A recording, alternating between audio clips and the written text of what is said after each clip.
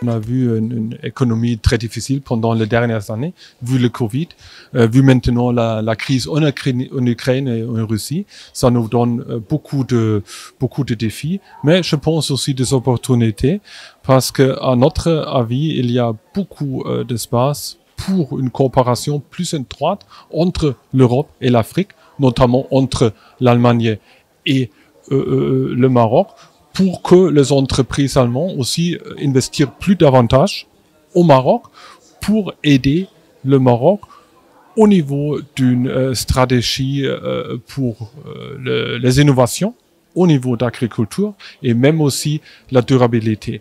Parce qu'on a vu en Europe une demande plus forte de tout ce qui est bio, de produits de terroir, et ça nous donne ici au Maroc, en collaboration entre les entreprises allemandes et les entreprises marocaines, des opportunités pour créer des partenariats win-win.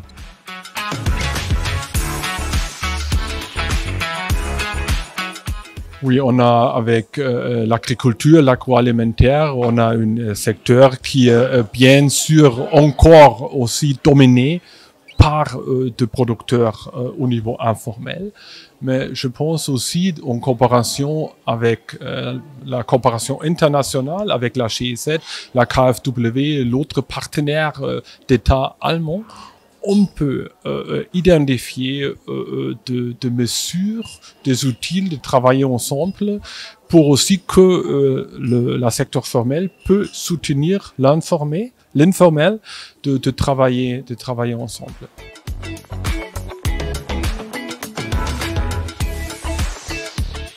Oui, tout à fait. Je pense qu'il y a beaucoup de projets à définir entre le Maroc et l'Allemagne, vu tout ce qui est changement climatique, ça veut dire de l'eau. Comment assurer un secteur agriculture agroalimentaire plus durable. Comment travailler ensemble pour créer un décret d'innovation plus haut. Les entreprises allemandes, elles sont à leur disposition la technologie, le savoir-faire. Nous sommes très intéressés d'échanger et transférer cette technologie, ce savoir-faire avec des partenaires marocains, et nous sommes aussi bien intéressés de nous-mêmes comprendre comment travailler au Maroc, comment soutenir le secteur au Maroc pour aussi avoir un résultat plus intéressant au niveau des exportations du secteur agroalimentaire vers l'Allemagne.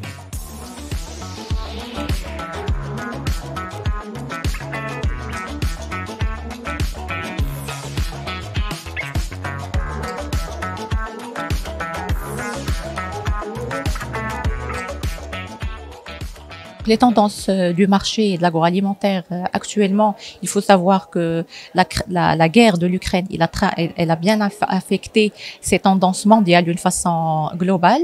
En particulier, on peut dire que le secteur face au Covid, il s'est tourné vers tout ce qui est digital, vers tout ce qui est innovation.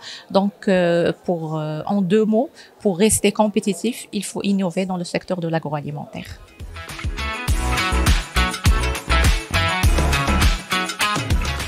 Je profite de l'occasion pour remercier la GIZ pour avoir financé le centre d'innovation et de développement. Bien sûr, un centre comme ça, il crée de l'emploi et améliore la qualité du développement et de l'innovation dans l'agroalimentaire. Avec la GIZ, on a pu mettre en place le nouveau centre d'innovation africain d'agroalimentaire et de la cosmétique qui s'appelle le Kayak, qui a été financé par la GIZ dans le cadre de l'initiative Invest for Job.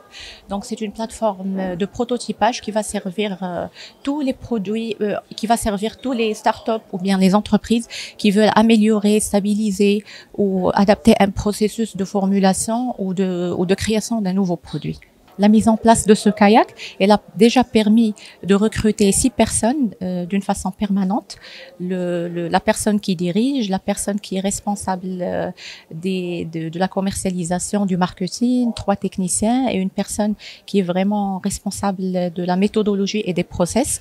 Et avec ce centre, on vise à augmenter le nombre des emplois créés et surtout aider les startups à recruter des gens qui vont travailler avec eux grâce à la réussite de ces projets.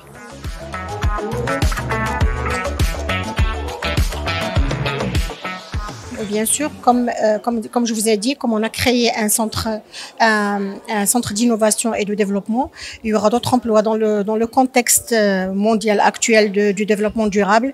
Il y aura d'autres sciences, d'autres fonctions qui vont être créées et d'autres maîtrises aussi. Donc, on a pas mal de compétences au Maroc et qui sont prêts à déployer leurs efforts pour améliorer le développement durable au Maroc.